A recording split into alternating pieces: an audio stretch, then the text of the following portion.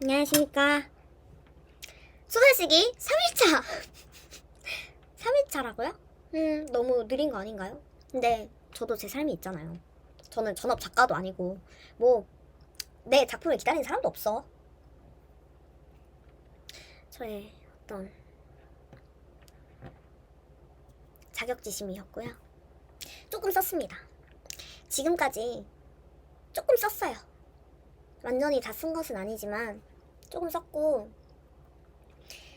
이렇게라도 쓴 것을 브리핑해서 올려야 조금 마음이 나아질 것 같고, 그렇다는 생각에 유튜브 영상을 찍게 됐습니다. 술을 먹고 있는데요. 전 인생이 괴로울 때 술을 마시는데 혼자서 마시면 재미가 없단 말이에요. 그래서 혼자서 안 마시려고 소설을 썼어요. 이걸 올리려고. 근데 물론 앞부분은 옛날에 써놓은 거긴 한데 뒤에 조금 더 붙였기 때문에 이것을 브리핑하는 것으로 해보겠습니다. 그러면 제가 지금 쓴 게 사실 막 100% 완성된 것도 아니고 마음에 들지도 않고, 저는 굉장히 기준이 높거든요. 그래서 제가 쓴 글들이 대부분 마음에 안 들어요. 대부분 부족한 것만 눈에 띄고. 그래도 쓴 게 어디야? 나 자신에 대한 어떤 측은지심, 어떻게 이렇게 했어? 너무 대단하다 라는, 그걸 해줄 수 있는 거 나밖에 없으니까. 사실 진짜 인생이 힘듭니다. 근데 다들, 그러니까 나보다 힘든 어떤 경험을 한 사람들도 살잖아요. 그 사람들 어떻게 사는 거야? 아무튼 해보겠습니다. 그 모든 유사 죽음들은 일종의 수련이었다고 한다. 그렇게 말한 것은 아니고, 물론 모든 것은 나의 착각일 뿐이다. 그는 조용하고 실력 있는 서커스 단원 같았다. 간단하게 짜인 각본들. 그러나 그 문장을 실현하는 데 드는 공수는 전혀 간단하지 않은 덩어리의 배열들. 불 사이를 뛰어드세요. 못을 씹어 먹으세요. 못을 씹어 먹고는 깨끗해진 입을 관객에게 보여주면 돼요. 그러면 아마 사람들이 박수를 칠 겁니다. 박수 소리에 고양되면 안 돼요. 못 들은 것처럼 행동하세요. 못을 씹을 때는 볼 옆에 이 마이크를 가져다 대면 됩니다. 그는 네라는 대답조차 하지 않고 무대 위에 오르는 종류의 사람이었을 것이다. 반쯤 떨어진 술과 빛 잃어가는 글리터가 덕지덕지 붙은 장막에 오르면 따끔한 소리 없이 불 위를 걷고 못을 묵묵히 씹어먹고 퇴장했을 터였다. 물론 그는 서커스에는 한 번도 나온 적 없었고, 또 어쩌면 서커스라는 것이 세상에 존재하는지도 모를 테지만, 그냥 나는 그의 죽은 벼랑의 순간을 마주할 때면 묵묵한 서커스 단원이 떠올랐다. 이게 첫 문단입니다. 너무 민망하네.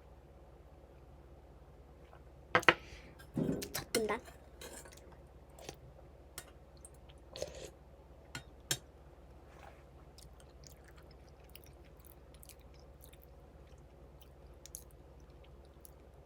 다시 읽겠습니다.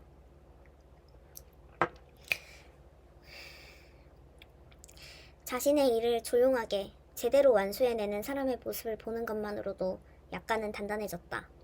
심지가 굳었다거나 마음이 안정됐다는 형태의 정리된 건강한 감정은 아니었다. 그가 경유하는 죽음들, 죽음을 닮은 순간들, 벼랑 위에서 굳이 발 한쪽을 내놓고 사는 사람. 그럼에도 그는 단 한 번도 죽지 않았다. 컷이 바뀌면 후라이팬에 맞아 흘러내린 눈알도 다시 제자리를 찾았다. 그것은 그가 사는 세계의 규칙이었고, 그 세계에서 그는 죽음을 수없이 경험했지만 결코 죽지 않는 상황을 유지해야 했다. 살아있어야만 죽을 수 있으니까. 그에게 생은 죽음을 경험하기 위해 주어진 것 같았다.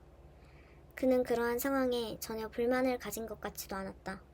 청승을 떨지도 않았고 가혹할 정도로 자신에 대한 연민을 갖지 않았다. 10분 남짓의 그 에피소드가 끝나면 그는 못을 개원했을까? 그에게 못을 먹인 빨간색 인간은 오늘도 수고 많으셨습니다 하곤 냉정하게 뒤를 돌았을까? 습관처럼 틀었던 그의 죽음들을 목격한 뒤에 짧은 낮잠을 잘 때면 그는 어찌도 그리 단단할 수 있는지, 그 단단함과 강함의 원천은 어디에 있는지 나름대로의 답을 찾으려 했다. 그 답을 찾으려 시도하면 잠이 잘 왔다. 단단함이 눈꺼풀을 누르는 것 같았다. 여기까지가 두 번째 문단입니다. 아, 나 너무 민망해. 나 지금 너무 감상적인가? 나 지금 너무 어떤 뭐라 해야지? 예술충 같나요?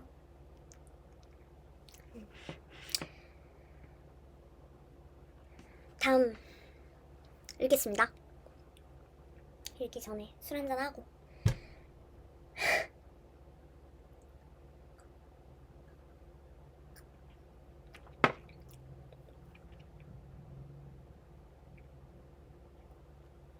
갑니다. 그런 그는 오랫동안 잊혔다. 나의 삶에서, 기억에서, TV에서, 이미지의 무덤들, 모르는 얼굴들이 너무 많아져서. 단단함. 그것이 나의 눈꺼풀을 누르지 못하게 되면서 내가 이리도 취약해진 것일 수 있겠다. 나는 더 이상 어떠한 종류의 단단함을 소환하지 못했다. 작가로서의 나는 능력은 좋으나 창의성은 없는 사람으로 받아들여졌고, 인간에게 바라는 유일한 것이 기존의 데이터를 넘어서는 창발적인 무언가를 창조해내는 신적 능력이라는 것. 그를 취득해야 했을 때 나는 그것을 제대로 해내지 못한 탓이다. 나는 신이 되기에는 너무 모범생이었다. 모범생은 레퍼런스든 참고문헌이든 서울대 교수의 책 100권 추천이든 믿을 수 있는 유저의 왓챠피디아 리스트든 큐레이션의 모습을 갖춘 신뢰성 있는 데이터베이스가 필요했다. 그러나 데이터베이스는 인공지능의 몫이었다. 신이 되지 못한 인간에게 주어진 기회 같은 것은 없었다. 내가 능력이 있다고 인정받는 정도의 능력은 인간의 목, 인간의 범주, 인간의 책임, 인간의 능력 안에 있는 것이었고, 인공지능이 존재하는 한 인간의 범주 안에 있는 모든 목과 능력은 무가치한 것으로 받아들여졌다.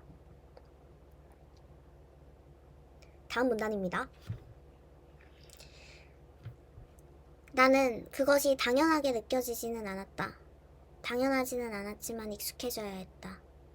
저는 인간인데요? 라는 말을 해서는 안 됐다. 인간은 인공지능조차도 추월해야 하는 존재였다.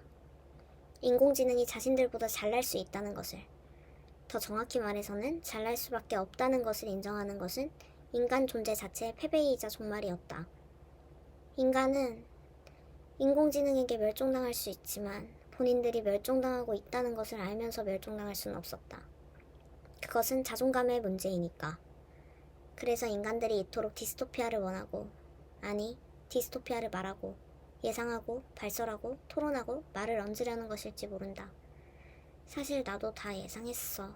라는 한 문장을 뱉고 싶어서. 그즈음 나의 애인은 이스라엘과 팔레스타인의 국경에 설치할 안면인식기계를 개발하는 조직에 속해 있었다. 그는 자신이 그토록 증오하던 일에서 자신의 삶을 얻고 있었다. 누군가를 얼굴로 파악하고 총으로 쏴버리는 일을 돕고 있었다. 주도적으로 나서지는 못했다. 그는 그 정도의 능력이 없었다. 그가 가진 능력이라곤 바닥을 닦고 휴지를 비우고 인간들의 타액을 깔끔하게 정리하는 일 정도였다. 세계에 남은 회사들, 그러니까 굳이 나의 타액을 청소해줄 타인을 고용할 수 있을 정도의 자본을 갖춘 회사들은 모두 그런 일들을 했다. 사람의 얼굴을 0과 1로 바꾸고 그 사이에 존재하는 무수한 수들을 무가치한 것으로 만들어내는 일을 했다. 무언가를 무가치한 것으로 만들어내는 것에서 가치를 창출하는 일들을 했다. 내 애인은 건물 청소와 회사원들의 타액을 훔치는 것이 유일한 낙이었다. 또 자신의 능력이었다. 현은 자신의 삶을 위해서는 가치 있는 것들을 죽이는 회사에 들어갈 수밖에 없다고 나를 설득했다. 우리 캠핑카 사야지. 까지 썼습니다. 근데 읽는데 내가 막 빠져드는데? 그래서 사실 지금 현이라는 다른 애인 인물이 등장을 했잖아요. 이제 육체노동을 하는 인물이고 청소를 하는 인물이고, 근데 그 인물도 있고, 그리고 주인공인 이 작가, 그 예전의 캐릭터들을 재활용하는 작가도 있고, 그리고 실종된 그 애니메이션 캐릭터도 있잖아요. 이 세 개의 관계를 제대로 정립하는 것이 중요할 것 같은데 지금은 정립 못할 것 같고요. 정립을 해서 그 다음 영상으로 찾아뵙도록 하겠습니다. 나는 진짜 생산력이 지리는 것 같아.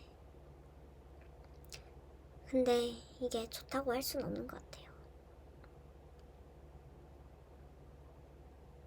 인생을 잘 살아야 글도 의미가 있는 건데.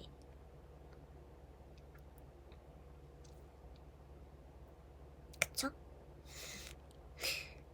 잘 살도록 하겠습니다. 책도 읽고 인생을 잘 살만한 도구들을 열심히 마련해 보도록 하겠습니다. 응원의 댓글 많이 남겨주세요. 안녕!